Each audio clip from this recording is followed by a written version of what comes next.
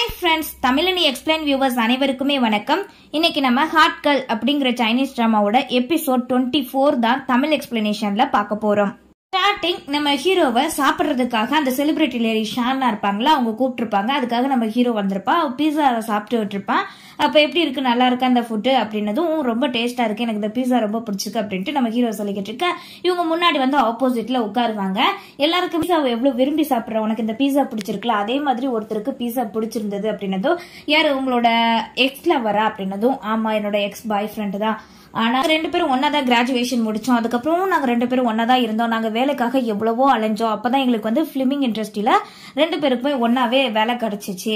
அப்படியா அப்படின்ட்டு நம்ம ஹீரோ சாப்பிட்டுட்டே கேட்டுக்கிட்டு இருக்க. அதே நேரம் இங்க யானும் அவளோட பொண்ணு மூணு பேத்தையும் காட்டுவாங்க. வாங்க வந்து இதை சாப்பிடுமா, இதை சாப்பிடுமா, அங்கிள் உனக்கு தர, இது நல்லா இருக்கும் அப்படின்ட்டு தான் பொண்ணு மேல வாங்க ரொம்ப பாசமா இருப்பான். பாசமா இருந்துட்டு ஒரு போட்டோ எடுக்க தான் பொண்ணு, என்ன பண்ற நீ அப்படின்ட்டு யான் கோவமா கேட்பா.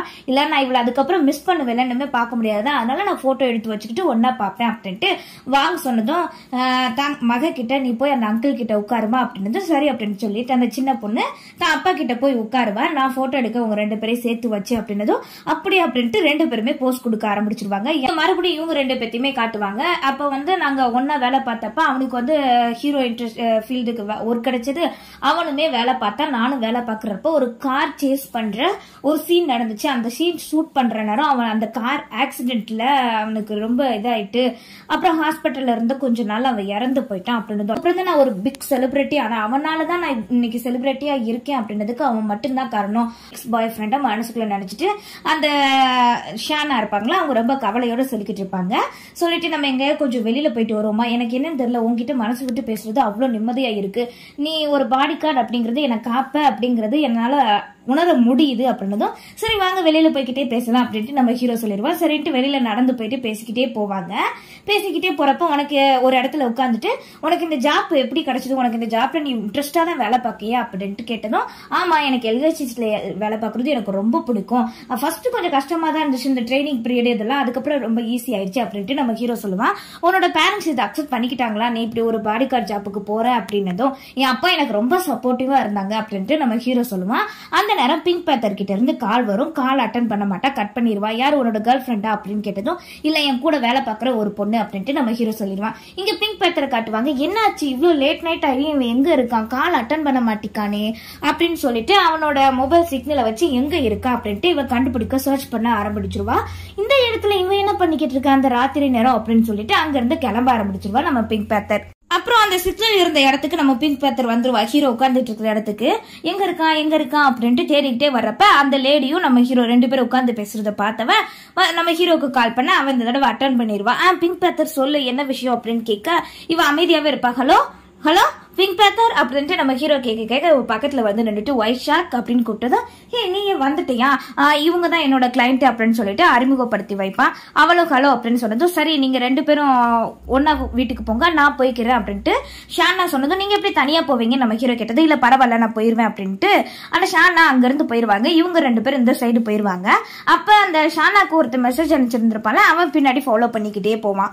அப்புறம் நம்ம ஹீரோ அவனோட கிளைண்ட் அந்த ஷானாவோட கதையை ஃபுல்லா பிங்க் பேத்தர் சொல்லிக்கிட்டேவும் பிங்க் பேத்தர் தங்கி இருந்த இடத்துக்கு வந்துருவாங்க. ரொம்ப கவலையா இருக்கு அவங்களோட நினைச்சா, இன்னும் அவங்க மனசுக்குள்ள அவங்க நினைச்சிட்டு இருக்காங்க அப்படிங்கறது கஷ்டம் தான் அப்படின்ட்டு பிங்க் பேத்தர் சொல்லிட்டு, இதே ஒரு நிலைமை ஃபியூச்சர்ல உனக்கு வந்தா, ஐ மீன் நான் வந்து திடீர்னு மறைஞ்சு போயிட்டாலோ இல்ல இறந்து போயிட்டாலோ நீ என்ன நினைப்பியா அப்படின்னது, எதுக்கு இப்படி தேவையில்லாம பேசிக்கிட்டு இருக்க, அப்படிலாம் உன்னை நடக்காது அப்படின்னது, இல்ல நீ சொல்ல அப்படின்ட்டு பிங்க் பேத்தர் கேட்டதும், நான் உன்னை மறக்கவே மாட்டேன், என்னைக்குமே மறக்க மாட்டேன் அப்படின்னு நம்ம ஹீரோ சொல்ல, ப்ராமிஸ் அப்படின்னது ப்ராமிஸ் அப்படின்னு சொல்ல ஒரு நிம்மதியா நம்ம பிங்க் பேத்தர் அவளோட பிளேஸ்க்கு போக இங்கிட்டு ஹீரோ போயிருவான். அப்புறம் மறுநாள் விடியும் ஷானாவோட வீட்டுல அப்படியே ஃபயர் அலாரம் மாதிரி சத்தம் கேட்க வேகமா மாடியில இருந்து கீழே இறங்கி வருவாங்க.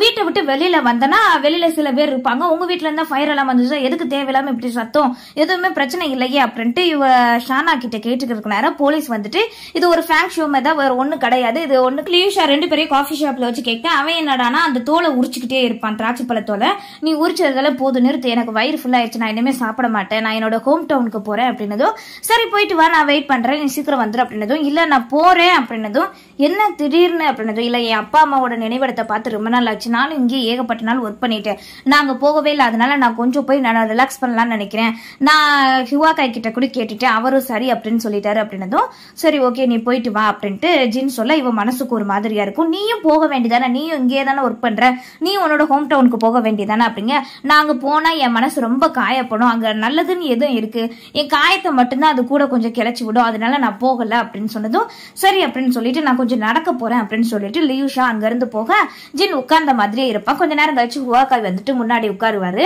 என்ன உங்க 2 பேருக்குள்ள என்ன மறுபடியும் பிரச்சனையா என்ன அப்படின்னதும், நீங்க எதுக்காக அவளோட ஹோம் டவுனுக்கு போறான்னு சொன்னதும், நீங்க அனுமதி கொடுத்தீங்க அப்படின்னதும், ஏன் அவங்க அப்பா அம்மாவோட கல்லறையே பார்க்க போறேன், பிளஸிங் வாங்க போறேன்னு சொன்னா அதனால அனுமதி கொடுத்தேன், இதனால என்ன அப்படின்ட்டு ஹுவாகாய் கேட்க, அவங்களுக்கு சும்மா அப்படி ஒரு ரீசன் சொல்லியிருக்கா, அவ என்ன அவாய்ட் பண்றா அதனாலதான் அவ அப்படி சொல்லியிருக்கா அப்படின்னதும், உன் மனசு எதுக்கு இப்படி நினைக்க, உன்னை அவன் அவாய்ட் பண்றா, நீ ஏன் இப்படி நினைக்கிற, என் கூட கொஞ்சம் வெளியில வா, நான் உன்கிட்ட பேசணும் அப்படின்னு சொன்னதும், சரி அப்படின்னு சொல்லிட்டு வெளியில அந்த கடற்கரை ஒரு ரெஸ்டாரண்ட் இதுல மாதிரி உட்காந்துட்டு பெஞ்சில 2 பேருமே பேசிக்கிட்டு இருப்பாங்க.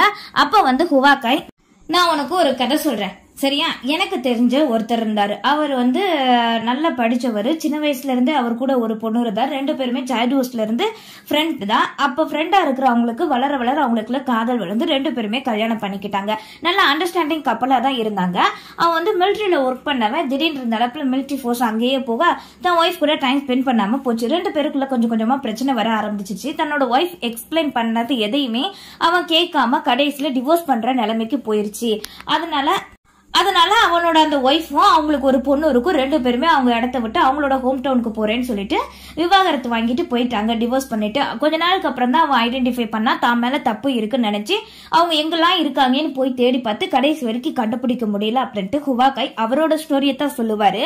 ஓ அப்படியா அப்படின்ட்டு இவன் கேட்டுட்டு, இது உங்களோட ஸ்டோரி தானே அப்படின்னதும், ஆமா என்னோட ஸ்டோரி தான், நான் எவ்வளவோ தேட முயற்சி பண்ணேன், ஆனா என்னால தேட முடியல, நான் தோத்து போயிட்டேன் அப்படின்னு சொல்லுவாரு. சொல்லிட்டு, இங்க பாரு காலம் தான் எல்லாத்தையுமே டிசைட் பண்ணும், நீ இப்ப விட்டுறாத, நீ இப்ப விட்டுட்ட அப்படின்னா அப்புறம் உனக்கு ஃபியூச்சர்ல ரொம்ப கஷ்டமா இருக்கும், நீ அப்ப ரியலைஸ் பண்ணி தேடி போனாலும் உனக்கு கிடைக்காத பொருளா கூட இருக்க போயிரும், உனக்கு நான் சொல்றது புரிஞ்சது தானே அப்படின்னதும், புரிஞ்சதுன்னா நீ ஏன்டா இன்னும் உட்காந்துட்டு இருக்க, போடா போய் மனசு விட்டு பேசுடா, அவ உன்கிட்ட எதுக்காக சொன்னா அவளோட ஹோம் டவுனுக்கு போறேன் அப்படின்னு சொல்லிட்டு, நீ வரணும்னு அவ ஆசைப்படுறாடா அப்படின்னதும், ஜின் சரி அப்படின்னு சொல்லிட்டு வேகமா எந்திரிச்சு ஓடுவான். அதே மாதிரி லியூஷா அந்த கடற்கரையில் நின்றுட்டு, நான் ஹோம் டவுனுக்கு போறேன், நீ ஏன் வரக்கூடாது அப்படின்னு கேட்கறப்ப அவன் சொன்னது இதெல்லாமே நினைச்சு பார்த்துட்டு அவன் தான் மேல அக்கறையா இருந்தது, அந்த இவளுக்கு அந்த நெஞ்சு வலி வந்திருக்கும்ல ஹாஸ்பிட்டல்ல இருந்தது, இதை ஃபுல்லா நினைச்சு பார்த்துட்டு இருக்கிறப்ப ஜின் மூச்சு வாங்க ஓடி வந்துட்டு லியூஷா அப்படின்னு கூப்பிட அவளுமே திருந்துவா.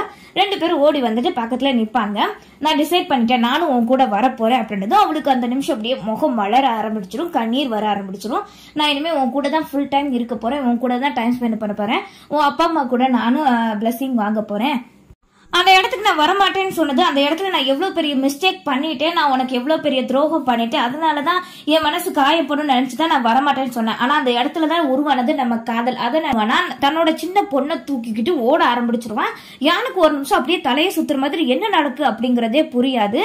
ஆளுங்க பின்னாடி ஓடுறத பார்த்த யானுமே டே நில்லுடா வாங்க நில்லுடா நில்லுடா அப்படின்னு சொல்லிட்டு தான் ஹஸ்பண்ட கத்திக்கிட்டேவும் யான் ஓடுவா. அதே மாதிரி வா ஓடு ஓடும், என் பொண்ணு அவன் தூக்கிக்கிட்டு ஓடுறான், பின்னாடி ஏதோ ஸ்டேஞ்சர்ஸ் எல்லாம் துரத்திட்டு வராங்க, எனக்கு ரொம்ப பயமா இருக்கு அப்படின்ட்டு நம்ம ஹீரோயினுக்கு காலைல சொல்லிடுவா. சொல்லனா அங்க அந்த அபார்ட்மெண்ட் மாடியை காட்டுவாங்க. அங்க அந்த வாங் தன்னோட பொண்ணை பிடிச்சு வச்ச மாதிரி அந்த திண்டு மாதிரி இருக்கும், அதுல உட்காந்துட்டு இருப்பான். பின்னாடி எல்லாம் வந்திருப்பாங்கல்ல, மூச்சு வாங்க அங்க நின்றுட்டு, எங்கிட்ட ஏமாத்திக்கிட்டேலடா, மொத்தம் எவ்வளவு பணம் தெரியுமா, அம்புட்டு பணத்தை நீ சுருட்டிட்டில, உன் பேச்சு கேட்டு இன்ட்ரெஸ்ட்டுக்கு நாங்க வட்டிக்கு ஆசைப்பட்டு கம்மியான வட்டின்னு சொல்லிட்டு என் பணத்தெல்லாம் ஒப்படைச்சு போறோம், ஒழுங்கா என் பணத்தை குடுறா அப்படின்னு சொல்லிட்டு இவங்க கேட்டுக்கிட்டு இருக்க. யாராவது கிட்ட வந்தீங்க அப்புறம் நான் குதிச்சிருவேன், இந்த பொண்ணோட என் பொண்ணோட சேர்ந்து நான் குதிச்சிருவேன் அப்படின்னு சொல்லிட்டு அவன் மிரட்டுவான். நீ மிரட்டுறதுக்கெல்லாம் ஆள் இல்ல, ஒழுங்கா கூடு அப்படின்னு அந்த இடத்துக்கு யான் வந்துருவான். யான் வந்துட்டு, ஏன்டா இப்படி பண்ற, என் பொண்ணு என்கிட்ட குடுறா, அவ உன்னோட சொந்த பொண்ணு, எதுக்காக நீ இப்படி பண்ணிக்கிட்டு இருக்க அப்படின்னது. ஓ நீதான் இவனோட மனைவியா, அப்ப என் பணத்தை குடு, உன் புருஷன்ட்ட கேட்டு வாங்கிட்டா, அது உன்னோட பொண்ணு தானே குடு அப்படின்னது. எங்களுக்குள்ள டிவோர்ஸ் ஆச்சு, ஒன்னும் கிடையாது அப்படின்னு சொல்ல, இப்ப நீ என் பணத்தை ஒண்ணு கொடுக்க போறீங்களா இல்லையா அப்படின்னது. எவ்வளவு பணம் அப்படின்னதும் அந்த அக்ரிமெண்ட் காப்பி இருக்கும்ல, அதை பார்த்து யான் ஆச்சரியமாயிருவார். டே இவ்வளவு ஏமாத்திக்கிட்டு ஏன்டா இப்படி இருக்கு, நீ ஒரு பாஸ்டர்ட் அப்படின்னு சொல்லிட்டு கத்த. நம்ம பொண்ணு நீ நம்ம எல்லாருமே சந்தோஷமா இருக்கணும்னு நினைச்சுதான் நான் இப்படி எல்லாம் பண்ணேன். ஆனா இப்படி கடைசி அந்த தொழில் சரியும் நான் என்னத்த நினைச்சு பார்த்தேன். கிட்ட வராதா அப்படின்னே சொல்லிக்கிட்டே இருப்பான். யானுக்கு என்ன பண்ணணும்னே தெரியாது. ரொம்ப பதட்டமாயிரும். என் பொண்ணை என்கிட்ட கொடுத்துருடா அப்படின்ட்டு கெஞ்சிக்கிட்டு இருக்கா. நம்ம ஹீரோயினுமே அந்த இடத்துக்கு வந்துருவா போலீஸோட. வந்தவ முன்னாடி வந்துட்டு நான் இதை ஹேண்டில் பண்ணிக்கிறேன், நீ கொஞ்சம் பொறுமையா இரு அப்படின்ட்டு யான் கிட்ட சொல்லிட்டு, இங்க பாருவா, உன்னோட கேஸ் எங்களுக்கு தெரியும். நீ உன்னை சுத்தி இத்தனை பேர் வர்றாங்க, உனக்கு ஆபத்து இருக்குன்னு தெரியும். அதனாலதான் இப்ப நான் போலீஸை கூட்டிட்டு வந்திருக்கேன். போலீஸ் விசாரிப்பாங்க, சரியா? உன்னை ஒண்ணுமே பண்ண மாட்டாங்க. போலீஸ் விசாரிச்சுட்டு இவங்க எல்லாத்தையுமே அனுப்பிச்சு வச்சிருவாங்க. உன் உயிருக்கு எதுவும் ஆபத்து வராது. அந்த பொண்ணை கொடுத்துரு, நீயும் வந்துரு அப்படின்னதும் அவன் அப்படியே யோசிக்கிற மாதிரி இருக்கா. அப்படியே அந்த வாமா அப்படின்ட்டு நம்ம ஹீரோயின் லைட்டா முன்னாடி வருவா. அந்த பொண்ணுமே கை நீட்டு அந்த படக்குன்னு அந்த பொண்ணை நம்ம ஹீரோயின் புடுங்கிட்டு அவளோட அம்மாட்ட கொடுத்ததும் யானும் அந்த சின்ன பொண்ணும் ஹக் பண்ணிக்கிடுவாங்க. இவன் நான் உனக்கு ஒரு நல்ல ஹஸ்பண்டாவே இல்ல, நான் பொண்ணுக்கும் நல்ல அப்பாவே இல்ல, நான் ஒரு ஸ்ட்ரேஞ்சர், நான் ஒரு குற்றவாளி, நான் உயிரோடவே இருக்க கூடாது அப்படின்னு சொல்லிட்டு குதிக்க முயற்சி பண்ண.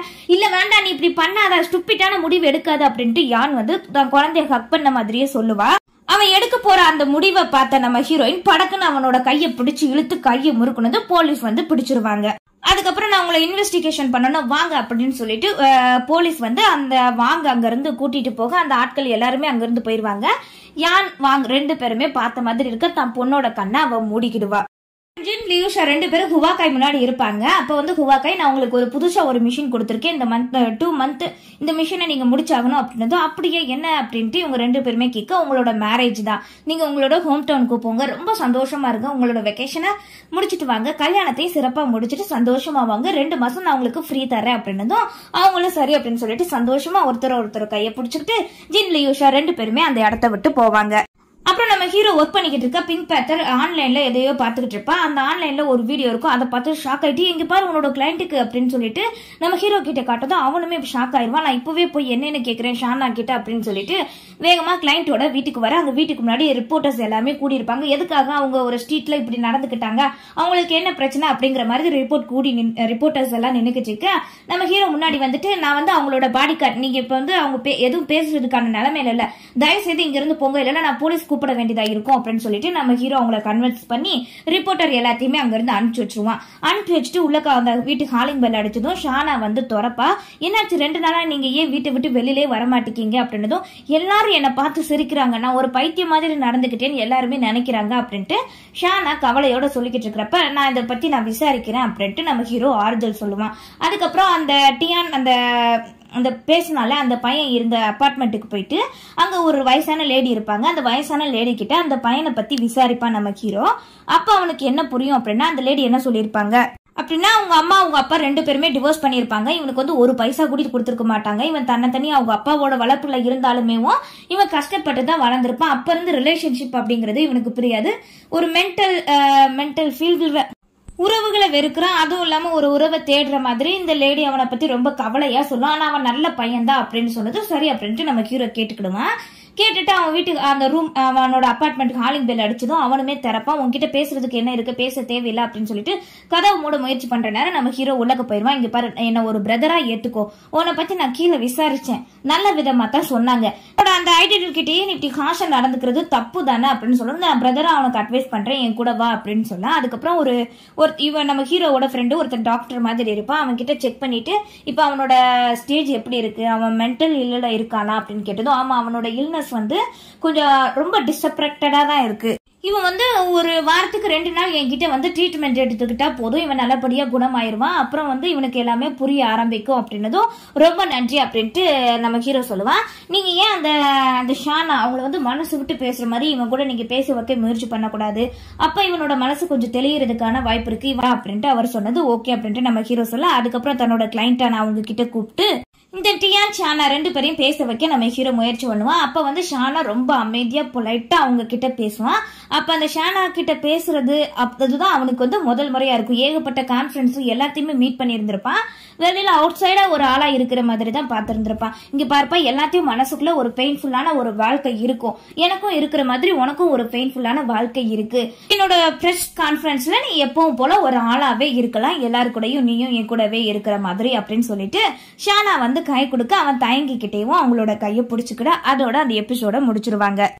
நம்ம ஹீரோவோட இந்த கிளைண்ட் ப்ராப்ளம் இதோட முடிஞ்சிடுமா, இல்ல இதுக்கப்புறம் ஏதாவது இருக்கா, இதை நம்ம வரப்போற எப்பில பார்க்கலாம். Bye friends.